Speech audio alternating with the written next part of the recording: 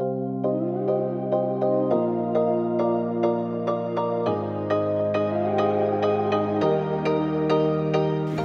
what's up guys, it's B the Installer here, and I have the Samsung 900R. It's a QLED, it's 82-inch TV, and we're going to unbox and install this today. I just wanted to let you guys check it out. So first we're going to go ahead and unbox this sucker, and then we're going to hang it on the wall.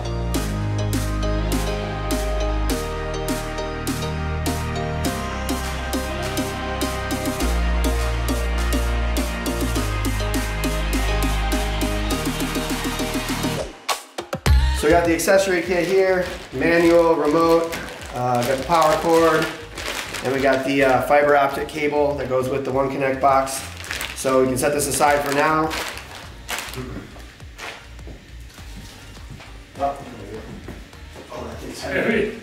Got the One Connect box, which weighs about 30 pounds. So it's probably the biggest one that I've seen to date. So it's pretty solid. So we're gonna go ahead and put this aside as well.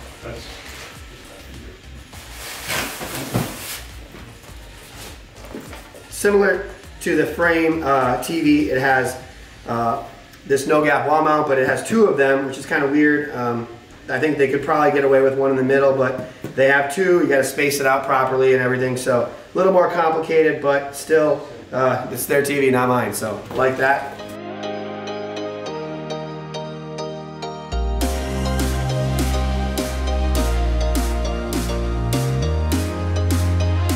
So back here is where each of the mounts go on. It also has the VESA pattern. It has a, looks like a 600 by 400 VESA pattern, which we're going to be using today. We're going to be actually using the VESA mount because on our installation, it needs, it's a recessed area that has a wall mount. So we're going to use that VESA pattern. As you can see on this up here, we don't have a hole for the no gap mount to sit, so we're actually going to use that arm mount right there. And so we're going to be using the 600 by 400 millimeter VESA pattern instead of the no gap mount. The stand for the TV, actually, the legs fit right in here, which is weird. I've never seen that before.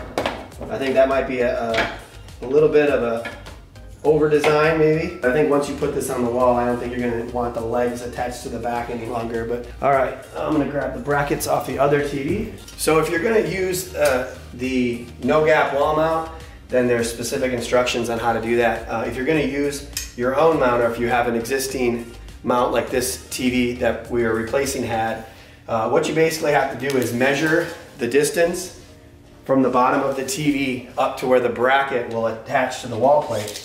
So in this instance, the old TV from the bottom of the wall plate, or from the bottom of the TV to where this piece right here attaches, was 23 inches. So that's what we want to replicate if we want the bottom of the TV to be in the same spot.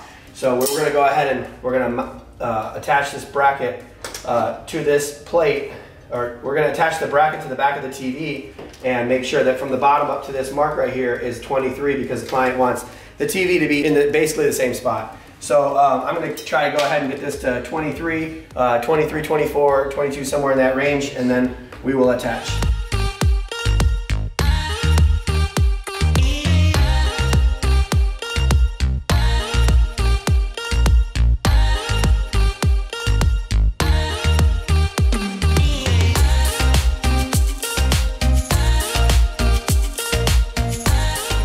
All right, so we have the 8K TV up here, and I wanted to show you a little bit about the kind of how we did this when you aren't able to use the no gap wall mount. So let me show you what we did.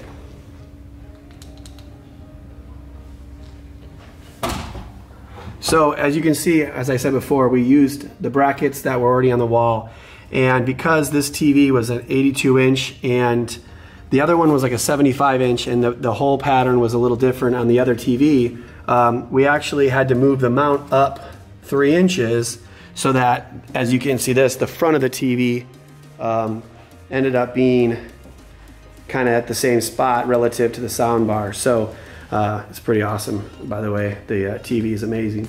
So in order to get it at that same spot, we had to move the mount up, because the holes here could only go, you know, one notch higher, or one notch up, which makes the TV go up. So the point is you have to put the brackets on the TV, then measure from the bottom of the TV down here up to where the mount connects, and then when you find that number, it will give you your spacing from the bottom of the TV to where this mount needs to be. And again, we had to move it up 3 inches. So like anyone with a Samsung TV that has a One Connect, some people may have some issues trying to find out where to put it. We got lucky in this instance that we had this little indented area back here to put that One Connect box. It's also tied into a stereo that's downstairs and a Crestron system, so it's kind of complicated in this situation. I mean, really all we needed to do is run this One Connect wire, but you know, having the brains into a separate area is not the easiest thing to navigate around. I mean, if you're just gonna have the TV sitting on a stand, it's great, but when you're doing in-wall installation, it's not always easy. But this worked out pretty good, so we moved it up a couple inches, good to go. I'm gonna push the TV back and we'll get a look at it.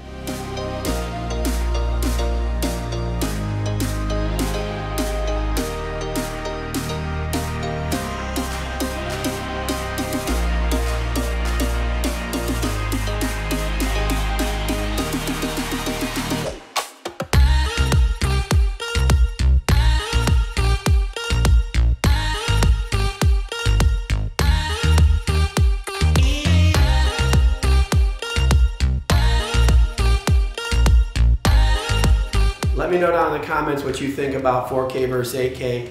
A lot of people think that below a 75-inch TV you don't need it, but this is an 82-inch 8K TV, so it's pretty solid. I mean, the picture quality on this is great for this size, and I really like it. This is a really bright room, so it worked out nicely here too. So make sure to comment below, give us a thumbs up, pound the like button, and let us know how you feel about the video, and subscribe to get more videos like this so that I can teach you how to be the installer.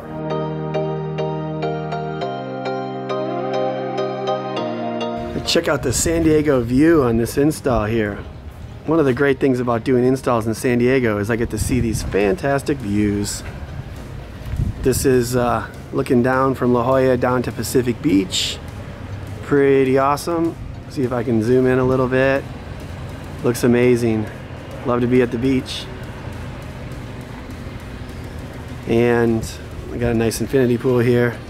Pacific Ocean, San Diego. Can't hate the view.